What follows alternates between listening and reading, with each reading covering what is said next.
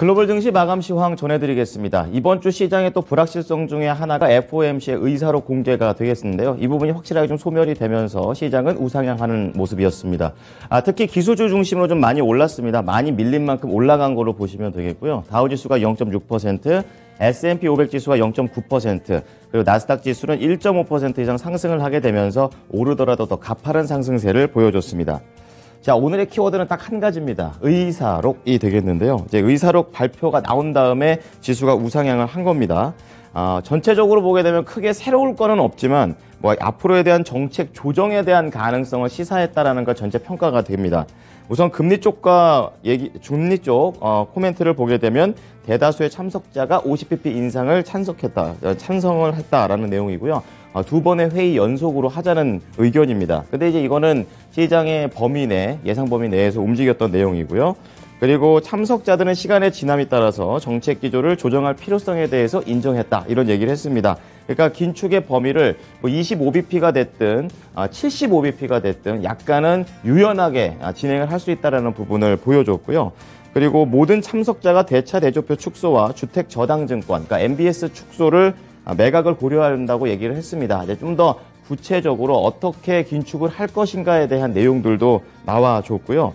마지막으로 지금 참석자들의 물가 압력이 여전히 높고 그리고 인플레이션이 고점에 이르렀다고 판단하기에는 아직은 시기상조다 얘기했습니다. 거기에 더해서 많은 참석자가 이런 완화전 정책들, 그러니까 긴축을 좀 더 이렇게 강화하면 할수록 올해 후반기 가서는 조금 더 조정의 규모를 평가하는 데 도움도 되고 시장 경제 역시 안정화될 것으로 얘기를 했습니다. 그만큼 올 하반기까지는 긴축에 대한 정책 기조가 계속 이어질 것임을 보여줬습니다. 거의 다 시장의 예상치 내에서 움직이는 흐름이었습니다. 자, 다음은 섹터와 업종별 흐름 체크해 보겠는데요. 어제 한 0.8% 하락했죠. 근데 간밤에는 0.9% 올랐습니다. 그러니까 하락한 만큼 이제 심리가 어느 정도 회복을 했다라고 보시면 되겠고요. 가장 셌던 게 경기 소비재입니다. 이제 이 안에 테슬라가 있는데요. 테슬라가 상승하면서 성장주 중심의 이런 상승세가 돋보인 것이고요. 그 안에서는 자동차들이 셌다라는 부분을 보여줍니다. 그리고 에너지 관련해서는 다시 한번 원유 수요에 대한 그런 기대감이 반영되면서 종목들 올라간 거고요. 가장 많이 밀린 거는 거의 약보합 수준인데 유틸리티하고 헬스케어 정도가 되겠습니다. 유틸리티는 증시가 오르니까 당연히 안전자산에 대한 그런 내용들이 좀 줄어들게 되면서 하락한 거고요. 헬스케어는 그동안 다른 이런 섹터들이 막 등락을 했었을 때 견조하게 상승을 했었기 때문에 이제 그만큼 숨고르기 구간에 들어갔다라는 게 시장 판단입니다. 자, 이어서 종목별 흐름으로 좀 더 자세히 보겠습니다.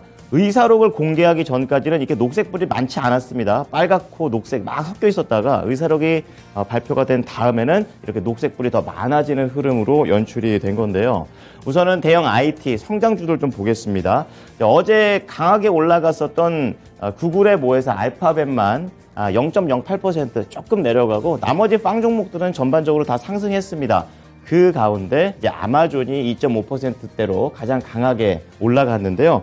개별적인 소식이 있었습니다. 이제 아마존이 전자상거래로 물건도 팔지만 클라우드 사업도 하고 있습니다. 이제 그런 가운데 이 각국 정부들과 클라우드 이런 수주 계약이 늘어나고 있다는 걸 발표했거든요. 이제 이런 것들이 아마존을 더 올라가게 할 수 있었던 그런 재료가 됐고요. 그리고 그 옆에 또 테슬라도 눈에 띄시죠. 4.8% 올라가게 되는데요. 테슬라에서 논문을 하나 발표를 했습니다. 새로운 고밀도 배터리. 그 논문 내용만 따지고 보면 100년 동안 쓸 수 있다고 합니다. 이제 그렇다 보니까 앞으로 자동차에 들어갈 배터리에 대한 기대치가 좀 반영되면서 이날 테슬라가 4.8% 그리고 나머지 GM이라든지 포드도 관련해서 배터리로 엮이면서 상승하는 흐름이 나와줬습니다. 자, 두 번째 국내에서는 좀 계속 연결될 수 있는 반도체 볼 텐데요. 필라델피아 반도체 지수가 1.9% 상승했습니다. 어제 2% 하락을 했고 그 정도 어느 정도 회복을 했다라는 그런 관점이 되겠고요. 지수를 좀 넓게 보게 되면 2,800포인트 후반대에서 더 내려가진 않습니다. 여기에서 어느 정도 바닥을 만들어내고 있는 반도체 지수입니다. 자, 그 가운데 종목으로 보시게 되면은 엔비디아가 단연 눈에 들어오실 겁니다. 5.0% 아주 강하게 상승을 했었고요. 또 시간 외에 또 강하게 하락하는 모습도 나오게 되면서 가장 좀 등락폭이 큰 종목이 되겠습니다. 지금 엔비디아 같은 경우는 장중에 이제 시간 외에 실적 발표가 나왔는데요. 이제 그 실적에 대한 그런 기대치로 5%대 상승세를 보여준 것입니다. 하지만 시간에 좀 크게 밀렸던 것만큼 이제 어느 정도 오늘 국내 반도체 시장에 심리적인 부담 요인이 될 것으로 좀 예상이 되고 있습니다. 자, 그리고 이 데이터 클라우드 상황이 좋다라고 엔비디아 쪽에서는 좀 얘기를 좀 하고 있는데요. 데이터 센터 관련된 종목들 오늘 국내 증시에서 연결해 보셔야겠습니다. 자, 그리고 IT 소프트웨어 쪽에서는 인투이트가 있습니다. 8.2%. 그러니까 위치로 따지면 이제 페이스북 옆이죠. 이쪽에 포진이 되어 있는데요. 다른 기술주들의 상승세 속에서 업종 자체가 가장 좋게 움직였습니다. 자, 인투이트는 실적이 잘 나왔고 전망치까지 좋았습니다. 이제 그렇게 되면서 올라간 거고요. 이렇게 상승세가 나오다 보니까 분위기가 퍼지죠. 서비스나우 그리고 세일즈포스닷컴 모두 다 강한 흐름세로 상승세를 보여줬습니다. 자, 마지막으로 실적으로 좀 크게 묶어보겠습니다. 소비재 쪽에서 거의 다 나와준 내용인데요. 이게 큰 종목들보다는 작은 종목들 쪽에서 긍정적인 내용이 나왔습니다.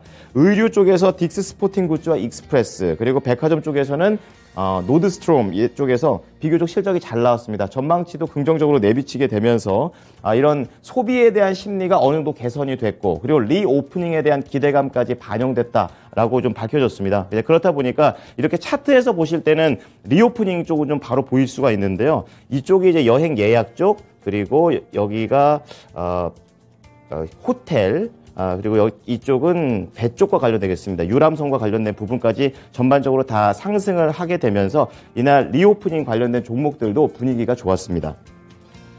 마지막으로 소비재 쪽에서 주택 소비재 체크해 보셔야겠는데요. 이것도 좀 시세를 좀 반영을 하는 게 있습니다. 비싼 주택을 만들고 있는 건설업체입니다. 우리나라 따지면 삼성물산 같은 이런 내용이 되겠는데요. 톨브라더스의 실적이 잘 나왔습니다. 거의 8%에 가까운 상승세가 나왔고, 이것과 관련해서 이제 DR 호튼이라든지 레나 코퍼레이션 이런 건설주들도 긍정적인 내용이 나왔습니다. 시장에서는 이제 집에서 쓰는 비용도 중요하지만 이제 바깥으로 좀 더 나가고 있다는 것이 전체적인 종목의 흐름에서 나오고 있다라고 평가했습니다. 자, 특징주로 오늘 국내 시장에 영향을 미칠 엔비디아 체크해 보겠습니다. 시간 외에 실적 발표를 했는데요. 매출이 80여 9천만 달러, 주당 순이익은 1.36달러, 다 예상치를 상회한 그런 내용이 되겠고요. 시장이 이미 말했던 대로 데이터 센터 그리고 게임 그래픽 카드 쪽에서 긍정적인 실적이 나와줬습니다. 하지만 실적보다는 전망치에 조금 더 포인트를 많이 맞췄는데요. 1분기, 이제 다음 분기가 2분기 매출인데요. 이쪽에 안 좋게 나왔습니다. 시장에서는 84억 달러를 예측을 했는데 81억 달러밖에 되지 않았습니다. 전쟁에 대한 이슈, 그리고 중국 봉쇄에 대한 부분이 반영이 됐다라는 그런 사측에 대한 얘기가 나왔고요. CEO 역시 회사가 도전적인 거시적 환경에 직면해 있다라고 코멘트를 내놓게 되면서 하락을 했습니다. 지금 이거는 장중에 5% 오른 거랑 시간 외에 하락한 거를 합쳐가지고 나오는 겁니다. 지금 시간외에서 보면은 6.8% 하락을 하고 있습니다. 그래서 지금 음봉으로 좀 거래를 마쳤고요. 다시금 고점 대비해서는 좀 많이 빠져가고 있는 엔비디아의 흐름 연출되고 있습니다. 자, 앞서 리오프닝과 관련해서 노드스트롬, 그러니까 백화점 관련된 종목을 말씀을 드렸었는데요. 리오프닝에 대한 기대감이 좀 시사되고 있습니다. 13% 급등을 했고, 장중에 이제 장대 양봉을 강하게 그려내면서 최근 하락폭에서 반등의 지금 기회를 모색하고 있는 모습 나왔습니다. 실적 좋았습니다. 매출 시장 예상치를 상회했고요. 그리고 주당 손실이긴 하지만 손실폭이 많이 줄었다라는 그런 내용입니다. 계절적으로도 좀 비수기가 반영이 된 거고요. 시장에서는 이런 손실보다는 매출이 늘어난 거에 포인트를 맞췄습니다. 그리고 경영진 쪽에서 올해 매출이 원래 5에서 7% 상승을 말했었는데 6에서 8%로 더 상승폭을 키웠다라는 점도 긍정적이었고요. 주당 순이익도 상향 조정했습니다. 지금 내용에 따르면은 저렴한 아울렛 제품보다는 고가의 제품 판매가 좋았다고 얘기를 했고 집 밖으로 나가고 있다라는 부분이 밝혀졌습니다. 23달러 선 중반에서 거래를 마쳤고요. 노드스트롬의 지금 하루 상황을 체크해 보셨습니다. 유럽 증시도 체크해 보겠습니다. 유럽도 분위기 좋았습니다. 지금 전반적으로 회의로 공개를 앞두고 시장의 투자 심리가 그렇게 나쁘지는 않은 그런 내용이 되겠는데요. 독일 닥스 지수, 프랑스 갸크 지수, 그리고 영국 푸츠백 지수 0.5%를 전후한 고른 상승세를 보여줬고요. 에너지 쪽, 그리고 원자재 중심으로 종목들이 상승했습니다. 그리고 독일의 경제 지표가 잘 나왔는데요. GDP가 분기 대비, 전분기 대비 0.2% 올라가면서 예상치에 어느 정도 부합했다라는 것도 시장의 호재로서 작용을 했습니다.